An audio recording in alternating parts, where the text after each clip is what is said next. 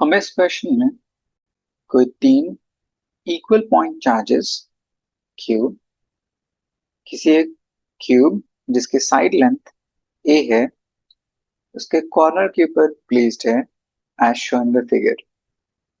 सो उसके लिए potential energy कितनी होगी हमें कैलकुलेट करना है। अगर इन चार्जेस को आपस में ज्वाइन कर दिया जाए ए से बी तक,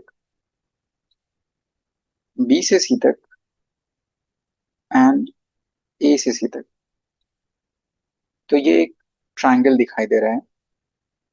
इस ट्रायंगल में उसके तीनों साइड्स इक्वल होंगे क्योंकि ये साइड हर फेस के स्क्वायर का डायगोनल डिफाइन कर रहा है। तो उस पर्टिकुलर डायगोनल की वैल्यू होगी, अगर परपेंडिकुलर ए है, बेस ये है, so diagonal √2 times of A. So यही सेम ट्रायंगल कुछ ऐसा दिखाई देगा, point A, point B, point C, each of side √2a।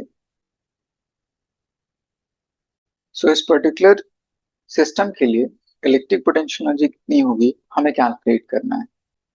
किसी भी सिस्टम के लिए इलेक्ट्रिक पोटेंशियल एनर्जी कैलकुलेट करने के लिए उसका एक रिलेशन होता है, U is equal to K sum of pair of charges divide by separation between them.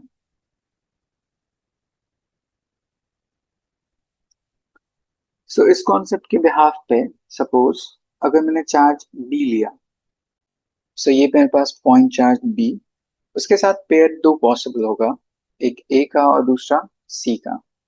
सो एक पेयर AB के बीच में, एक पेयर BC के बीच में। सो इसके लिए potential energy U is equal to K